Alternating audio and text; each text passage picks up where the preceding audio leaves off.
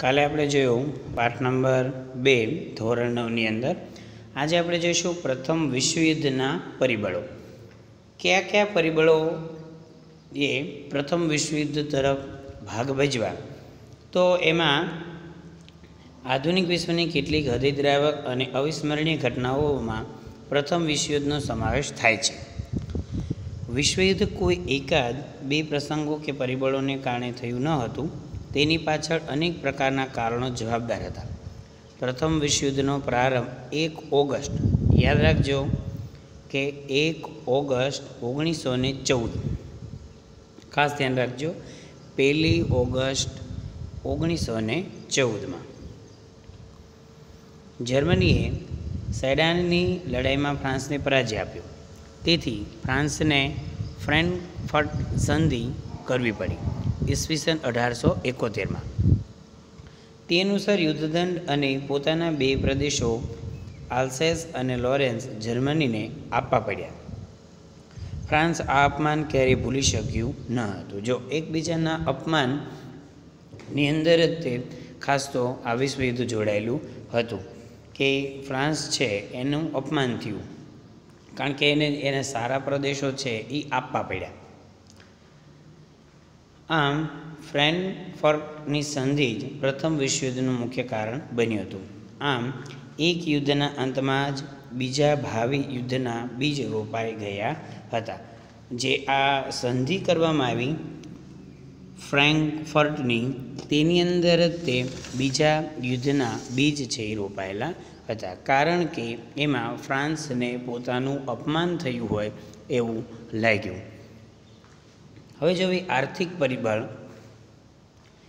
તો 19મી સદીમાં England Asia તથા આફ્રિકામાં વિશાળ સામ્રાજ્ય જમાવ્યું હતું. તે પોતાના સંસ્થાનોનું આર્થિક શોષણ કરીને ધનવાન બન્યું હતું.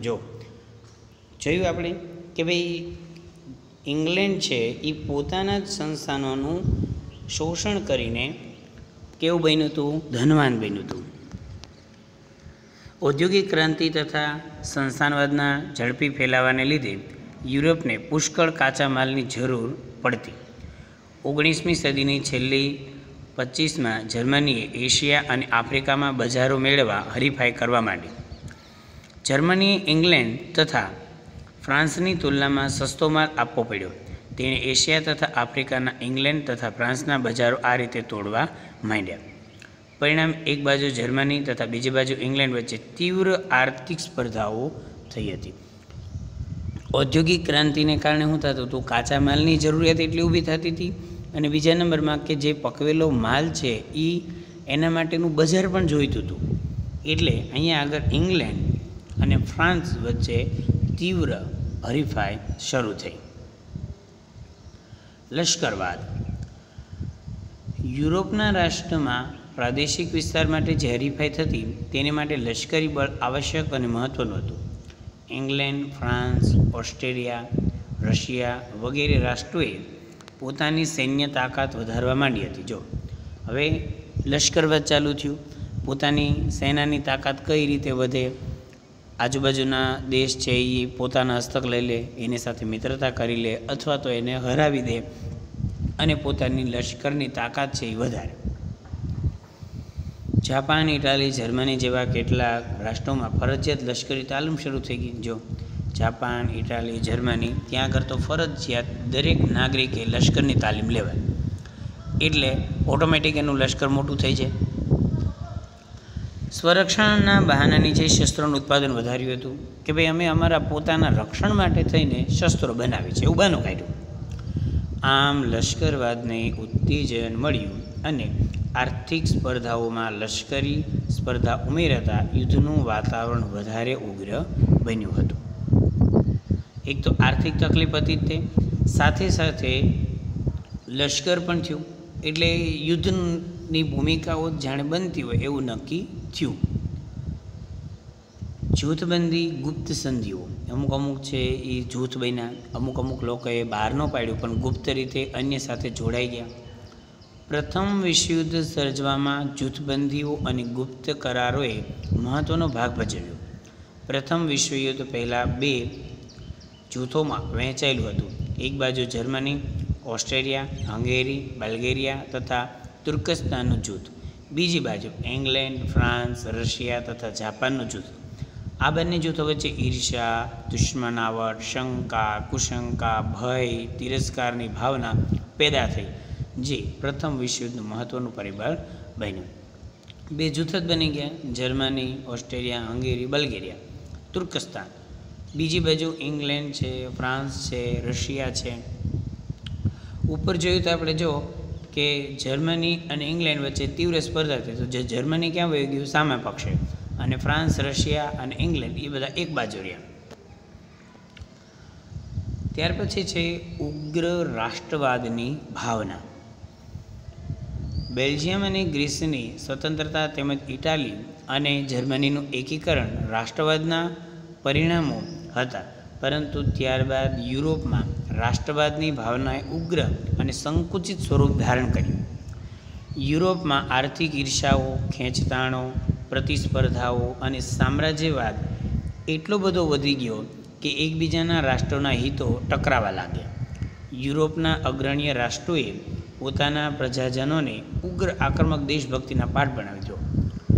લોકો તો બિચારાને ખબર જ ન હોય, તો એને ઉગ્ર રાષ્ટ્રભક્તિના પાઠ ચાલુ કરી દીધા કે ભાઈ આપણે રાષ્ટ્ર માટે આમ કરવું પડે, રાષ્ટ્ર માટે આમ કરવું પડે. સામ્રાજ્યવાદની પ્રેરતા હતા. તે મહત્વાકાંક્ષી અને વિશ્વ પ્રભુત્વની નીતિમાં માનતો હતો. જો ત્યાર પછી ઉગ્ર રાષ્ટ્રવાદમાં જોયું કે પોતાના દેશ પ્રત્યે પ્રેમ અને અન્ય રાષ્ટ્રો પ્રત્યે ધૃણાને પ્રોત્સાહન આપવામાં આવ્યું. જર્મન સમ્રાટ કેસર, આ યાદ રાખજો ખાસ, જર્મન સમ્રાટ કેસર વિલિયમ બીજો ઉગ્ર રાષ્ટ્રવાદ અને સામ્રાજ્યવાદી જ હતો. તે મહત્વાકાંક્ષી અને વિશ્વ પ્રભુત્વની નીતિમાં માનતો હતો કે આખું વિશ્વ આપણી અંડર હોવું જોઈએ. તે પોતાની પ્રચંડ લશ્કરી તાકાતથી પોતાનું ધાર્યું કરવામાં માંગતો હતો. જર્મનીને જેમ અન્ય રાષ્ટ્રોમાં પણ યુદ્ધની ભાવના ફેલાય અને આ પ્રથમ વિશ્વયુદ્ધનું પરિણામ હતું. આ કારણે પણ પ્રથમ વિશ્વયુદ્ધ થયું, જૂથબંધીને કારણે.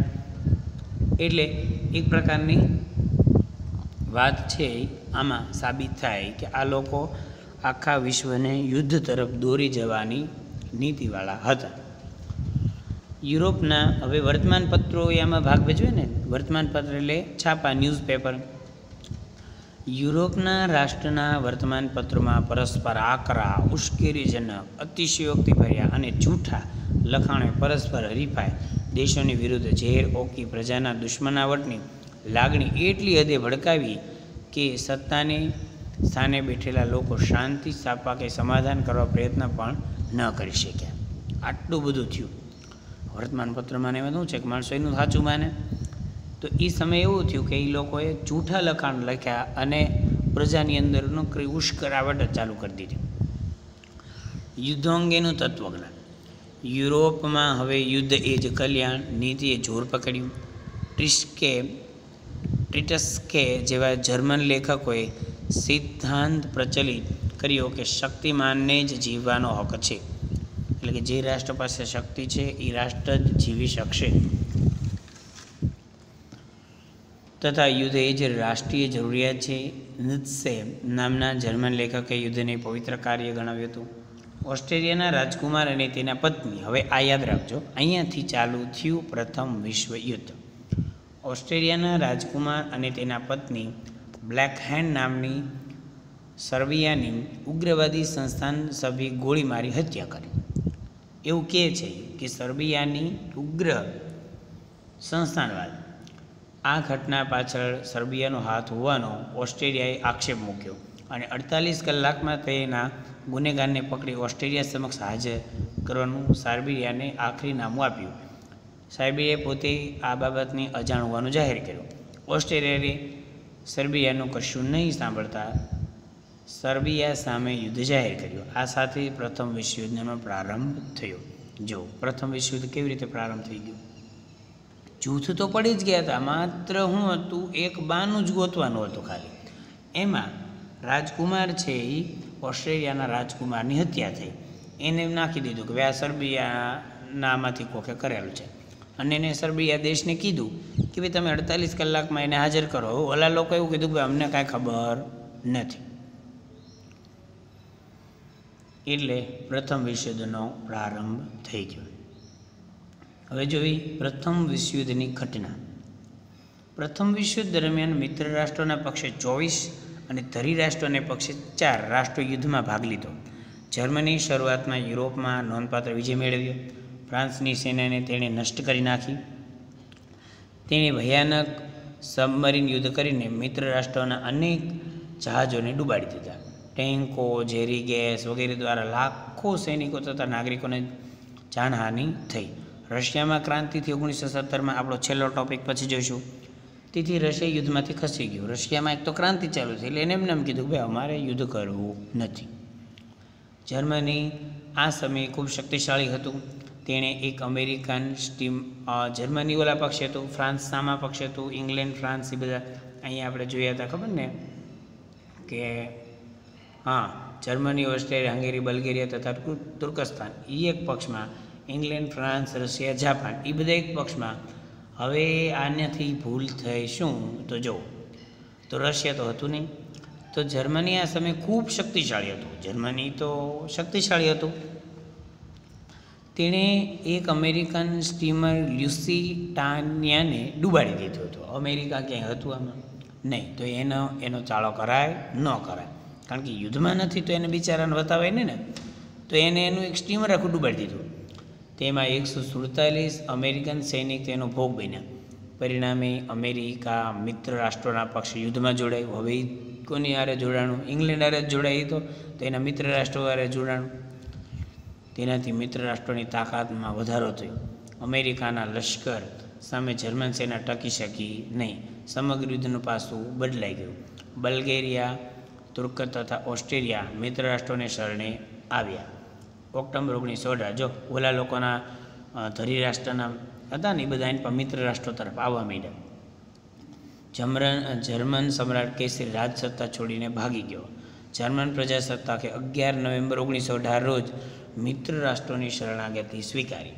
યુદ્ધ વિરામ કરાર ઉપર હસ્તાક્ષર કર્યા અને વિશ્વયુદ્ધનો અંત આવ્યો. આવી રીતે પ્રથમ વિશ્વયુદ્ધ છે એ ચાલુ કઈ રીતે થયું અને પૂરું કઈ રીતે થયું એની આપણે વાત છે એ આજે આપણે અહીંયા જોઈ લીધી. સમજણ પડી તમને લોકોને? તો આ રહી પ્રથમ વિશ્વયુદ્ધની ઘટના કે ચાલુ કઈ રીતે થયું અને પૂરું કઈ રીતે થયું. તો પ્રથમ વિશ્વયુદ્ધના પરિણામો અને તાત્કાલિક પરિણામ અને રશિયન ક્રાંતિ આ બે ટોપિક આપણે કાલે લેશું. બરાબર? તો અહીંયા સુધી આપણે રાખવું. પાર્ટ 2 છે એ આપણા પાઠનો હતો આજે, એ આપણે અહીંયા પૂરો કરશું. બરાબર? Okay, thank you. તો અહીંયા આગળ તમે આ મુદ્દા છે એક વખત જોઈ લેજો. કયા? કે પ્રથમ વિશ્વયુદ્ધના પરિબળો, એમાં આર્થિક પરિબળ છે, લશ્કરવાદ છે, જૂથબંધી છે, ઉગ્ર રાષ્ટ્રવાદની ભાવના છે, વર્તમાનપત્રનો ફાળો છે, યુદ્ધ અંગેનું તત્વજ્ઞાન છે અને પ્રથમ વિશ્વયુદ્ધની આખી ઘટના.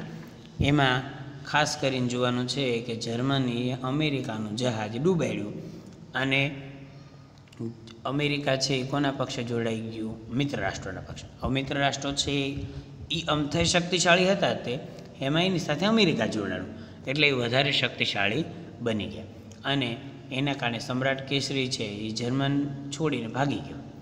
એટલે જર્મન પ્રજા છે એ લોકોએ શરણાગતિ સ્વીકારી લીધી કે ભાઈ અમારા સમ્રાટ છે એને યુદ્ધ કરવું તો અમારે નહીં. બરાબર? ઓકે, અહીંયા આપણા લેક્ચર પૂરો કરશું. Thank you.